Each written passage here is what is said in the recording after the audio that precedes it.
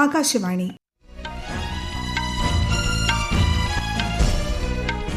നമസ്കാരം. വാർത്തകൾ വായിക്കുന്നത് ക്രിസ്റ്റി എബ്രഹാം.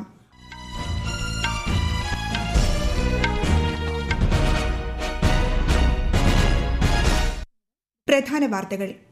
42 മാവോയിസ്റ്റുകൾ കൂടി കീഴടങ്ങിയതോടെ തെലങ്കാനയെ നക്സൽ മുക്തമായി പ്രഖ്യാപിച്ചു. ആർട്ടിമിസ് 2 ചാന്ദ്ര ദൌത്യം പൂർത്തിയാക്കി സുരക്ഷിതരായി ഭൂമിയിൽ തിരിച്ചെത്തി നാസയുടെ ബഹിരാകാശ യാത്രികർ. ഗഗൻയാൻ ദൌത്യത്തിന് മുന്നോടിയായുള്ള എയർ ഡ്രോപ്പ് ടെസ്റ്റ് IADT-2 വിജയകരമായി പൂർത്തിയാക്കി ISRO. പശ്ചിമേഷ്യൻ സംഘർഷം അവസാനിപ്പിക്കുന്നതുമായി ബന്ധപ്പെട്ടുള്ള ഇറാൻ അമേരിക്ക ചർച്ച ഇന്ന് ഇസ്ലാമാബാദിൽ. കേരളത്തിൽ താപനില ഉയരുന്നു. വയനാട്, ഇടുക്കി ഒഴികെയുള്ള ജില്ലകളിൽ ഇന്ന് മഞ്ഞ ജാഗ്രത. IPL ക്രിക്കറ്റിൽ ഇന്ന് 2 മത്സരങ്ങൾ. പഞ്ചാബ് ഹൈദരാബാദിനെയും ചെന്നൈ ഡൽഹിയെയും നേരിടും. വാർത്തകൾ വിശദമായി. 42 മാവോയിസ്റ്റുകൾ കൂടി കീഴടങ്ങിയതോടെ തെലങ്കാനയെ നക്സൽ മുക്തമായി പ്രഖ്യാപിച്ചു. സംസ്ഥാന പോലീസ് മേധാവി ശിവധർ റെഡ്ഡിയാണ് ഇക്കാര്യം അറിയിച്ചത്. മാവോയിസ്റ്റ് സംസ്ഥാന കമ്മിറ്റിയെ പിരിച്ചുവിട്ടതായും സംസ്ഥാന പോലീസ് മേധാവി വ്യക്തമാക്കി. 10 ദിവസം നീണ്ടുനിന്ന നാസയുടെ ആർട്ടിമിസ് 2 ചാന്ദ്ര ദൌത്യം പൂർത്തിയാക്കി സംഘാംഗങ്ങൾ സുരക്ഷിതരായി ഭൂമിയിൽ തിരിച്ചെത്തി. പസഫിക് സമുദ്രത്തിൽ ഇന്ന് പുലർച്ചെയാണ് ഇവരെ വഹിച്ചുകൊണ്ടുള്ള പേടകം ഇറങ്ങിയത്. സാന്റിയാഗോ തീരത്തു നിന്ന് USS ജോൺ ബി മുർത്ത കപ്പൽ മാർഗം പേടകത്തിൽ നിന്നും അംഗങ്ങളെ തീരത്തെത്തിച്ച് വൈദ്യപരിശോധന നടത്തി. ചന്ദ്രന്റെ ഇതുവരെയും മനുഷ്യർ കാണാത്ത ഭാഗം, ഒരു പൂർണ്ണ സൂര്യഗ്രഹണം എന്നിവയ്ക്ക് യാത്രികരായ commander Reid Wiseman, pilot Victor Glover, Christina Koch, കാനഡയുടെ ജെറമി ഹാൻസൺ എന്നിവർ സാക്ഷ്യം വഹിച്ചു. ഗഗൻയാൻ ദൌത്യത്തിന് മുന്നോടിയായുള്ള എയർ ഡ്രോപ്പ് ടെസ്റ്റ് IADT-2 വിജയകരമായി പൂർത്തിയാക്കി ISRO. ഗഗൻയാൻ ദൌത്യത്തിൽ ബഹിരാകാശ യാത്രികർ ഇരിക്കുന്ന ക്രൂ മൊഡ്യൂളിന്റെ സുരക്ഷിതമായ വീണ്ടെടുക്കൽ ഉറപ്പാക്കാൻ ഈ സംവിധാനം അത്യാവശ്യമാണ്. കഴിഞ്ഞ വർഷം ഓഗസ്റ്റിൽ ശ്രീഹരിക്കോട്ടയിലെ സതീഷ് ധവാൻ ബഹിരാകാശ കേന്ദ്രത്തിൽ നടന്ന ആദ്യത്തെ IADT വിജയകരമായി പൂർത്തിയാക്കിയതിനെ തുടർന്നാണ് IADT-2 നടത്തിയത്. പരീക്ഷണം വിജയകരമായി നടത്തിയതിന് കേന്ദ്രമന്ത്രി ജിതേന്ദ്ര സിംഗ് ISROയെ അഭിനന്ദിച്ചു. അടുത്ത വർഷം ഇന്ത്യയുടെ ആദ്യത്തെ മനുഷ്യ ബഹിരാകാശ യാത്ര നടത്താനാണ് ISRO ലക്ഷ്യമിടുന്നത്. ഇന്ന് സാമൂഹിക പരിഷ്കർത്താവ് മഹാത്മാ ജ്യോതിബ ഫൂലെയുടെ ജന്മവാർഷിക ദിനം.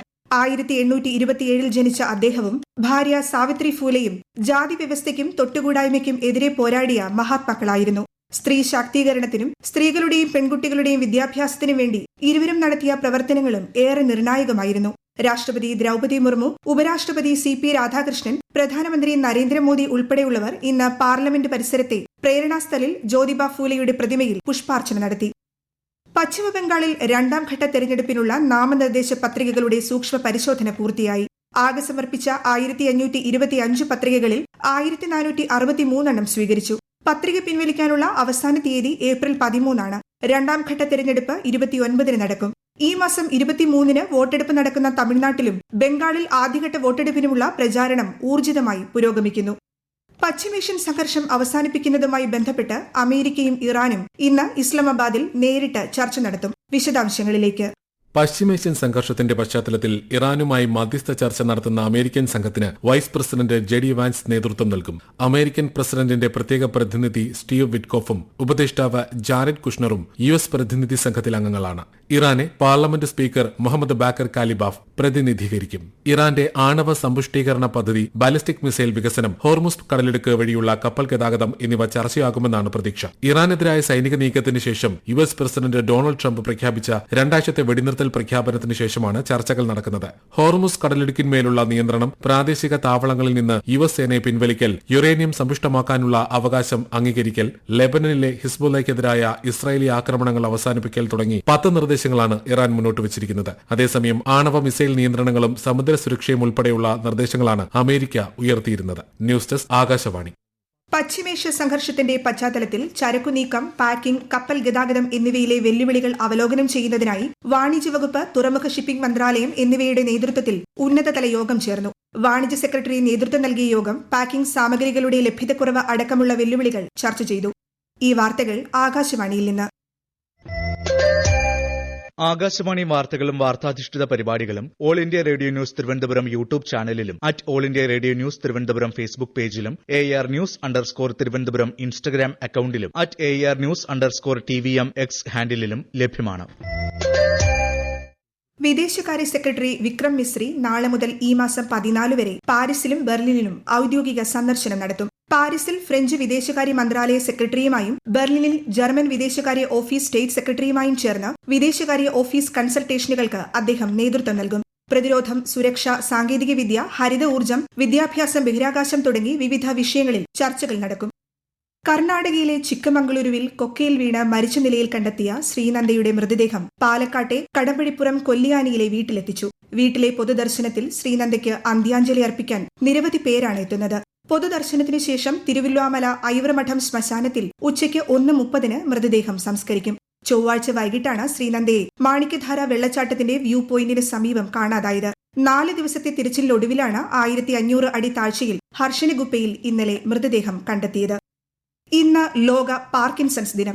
പാർക്കിൻസൺസ് രോഗത്തെക്കുറിച്ചുള്ള അവബോധം വളർത്തുകയും രോഗബാധിതർക്ക് പിന്തുണ നൽകുകയുമാണ് ദിനാചരണത്തിന്റെ ലക്ഷ്യം. ഒരു റിപ്പോർട്ട്. പാർക്കിൻസൺസ് രോഗത്തെക്കുറിച്ച് ഔദ്യോഗികമായി ആദ്യമായി വിവരിച്ച ഡോക്ടർ ജെയിംസ് പാർക്കിൻസൺസിന്റെ ജന്മദിനമാണ് ലോക പാർക്കിൻസൺസ് ദിനമായി ആചരിക്കുന്നത്. പരിചരണത്തിലെ അന്തരങ്ങൾ ഇല്ലാതാക്കുക എന്നതാണ് ഈ വർഷത്തെ പ്രമേയം. ലോകത്തെ ഏറ്റവും വേഗത്തിൽ പടരുന്ന ന്യൂറോളജിക്കൽ ഡിസോർഡറുകളിൽ ഒന്നാണ് പാർക്കിൻസൺസ്. കൈകാലുകളിലെ വിറയൽ, പേശികളുടെ കാഠിന്യം, ചലന വേഗത കുറയുക, ശരീരത്തിന്റെ തുലനാവസ്ഥ നിലനിർത്താൻ പ്രയാസം നേരിടുക എന്നിവയാണ് രോഗത്തിന്റെ പ്രാരംഭ ലക്ഷണങ്ങൾ. ഇവ നേരത്തെ തിരിച്ചറിഞ്ഞ് ചികിത്സ ആരംഭിക്കുന്നത് രോഗിയുടെ ജീവിത നിലവാരം മെച്ചപ്പെടുത്താൻ സഹായിക്കും. രോഗത്തെക്കുറിച്ചുള്ള തെറ്റായ ധാരണകൾ മാറ്റുക, രോഗികൾക്ക് അർഹമായ ചികിത്സയും പരിചരണവും ഉറപ്പാക്കുക, നേരത്തെയുള്ള രോഗനിർണയം പ്രോത്സാഹിപ്പിക്കുക എന്നിവയാണ് ദിനാചരണത്തിന്റെ പ്രധാന ലക്ഷ്യങ്ങൾ. News desk, Akashvani. കേരളത്തിൽ ഉയർന്ന അന്തരീക്ഷ താപനിലയെ തുടർന്ന് വയനാട്, ഇടുക്കി ഒഴികെയുള്ള ജില്ലകളിൽ കേന്ദ്ര കാലാവസ്ഥാ വകുപ്പ് ഇന്ന് മഞ്ഞ ജാഗ്രത പ്രഖ്യാപിച്ചു. ശനിയാഴ്ച പാലക്കാട് ജില്ലയിൽ 39 ഡിഗ്രി വരെയും കൊല്ലം ജില്ലയിൽ 38 ഡിഗ്രി വരെയും പകൽ താപനില ഉയരും. അതേസമയം വേനൽ ചൂടിന് ആശ്വാസമായി ചിലയിടങ്ങളിൽ മഴയെത്തി. IPL ക്രിക്കറ്റിൽ ഇന്ന് പഞ്ചാബ് കിങ്സ് സൺറൈസേഴ്സ് ഹൈദരാബാദിനെയും ചെന്നൈ സൂപ്പർ കിങ്സ് ഡൽഹി ക്യാപിറ്റൽസിനെയും നേരിടും. വൈകുന്നേരം 3:30 രാത്രി 7:30 മത്സരങ്ങൾ. ISL ഫുട്ബോളിൽ ഇന്ന് 2 മത്സരങ്ങൾ. വൈകുന്നേരം 5 മണിക്ക് നടക്കുന്ന ആദ്യ മത്സരത്തിൽ ചെന്നൈയിൻ ഈസ്റ്റ് ബംഗാളിനെയും 7:30 ബംഗളൂരു കേരള ബ്ലാസ്റ്റേഴ്സിനെയും നേരിടും.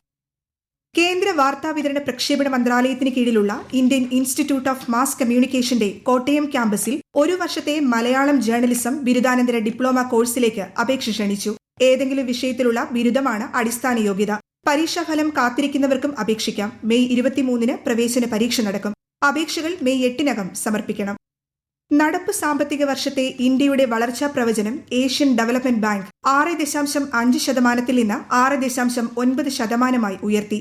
ഏഷ്യൻ ഡെവലപ്മെന്റ് ഔട്ട്ലുക്ക് റിപ്പോർട്ട് പ്രകാരം ശക്തമായ ആഭ്യന്തര ആവശ്യം, ലഘൂകരിച്ച വായ്പാ വ്യവസ്ഥകൾ, ഇന്ത്യൻ ഉൽപ്പന്നങ്ങൾക്കുമേൽ അമേരിക്ക ഏർപ്പെടുത്തിയ കുറഞ്ഞ ഇറക്കുമതി ചുങ്കം എന്നിവയുടെ പിൻബലത്തിൽ ഇന്ത്യയിലെ സാമ്പത്തിക വളർച്ച ശക്തമായി തുടരുമെന്നാണ് വിലയിരുത്തൽ. മഹാരാഷ്ട്രയിലെ ഹിംഗോലി, നന്ദേഡ്, പർഭണി ജില്ലകളിൽ ഭൂചലനം റിപ്പോർട്ട് ചെയ്തു. ഇന്ന് രാവിലെ 8:45 റിക്ടർ സ്കെയിലിൽ 4.7 തീവ്രത രേഖപ്പെടുത്തിയ ഭൂചലനം അനുഭവപ്പെട്ടത്. ഇതുവരെ ആളപായമൊന്നും റിപ്പോർട്ട് ചെയ്തിട്ടില്ല. ജനങ്ങളോട് പരിഭ്രാന്തരാകരുതെന്നും കിംവദന്തികളിൽ വിശ്വസിക്കരുതെന്നും ജില്ലാ ഭരണകൂടം അഭ്യർത്ഥിച്ചു. രാജ്യത്ത് ആദ്യമായി തെരഞ്ഞെടുപ്പിൽ 100% വെബ്കാസ്റ്റിംഗ് വിജയകരമായി നടത്തി കണ്ണൂർ ജില്ല. സമാധാനപരവും സുതാര്യവുമായ തെരഞ്ഞെടുപ്പ് ഉറപ്പാക്കുന്നതിൽ ക്യാമറകൾ ഏറെ നിർണായകമായി. വാർ റൂം മാതൃകയിലായിരുന്നു വ്യാഴാഴ്ച ജില്ലാ കളക്ടറേറ്റിലെ വെബ്കാസ്റ്റിംഗ് കൺട്രോൾ റൂം സജ്ജമാക്കിയത്. ജില്ലയിലെ 2183 പോളിംഗ് സ്റ്റേഷനുകളിൽ സ്ഥാപിച്ച 4366 ക്യാമറ ദൃശ്യങ്ങളിലൂടെയാണ് തെരഞ്ഞെടുപ്പ് നിരീക്ഷിച്ചത്. പ്രധാന വാർത്തകൾ വീണ്ടും.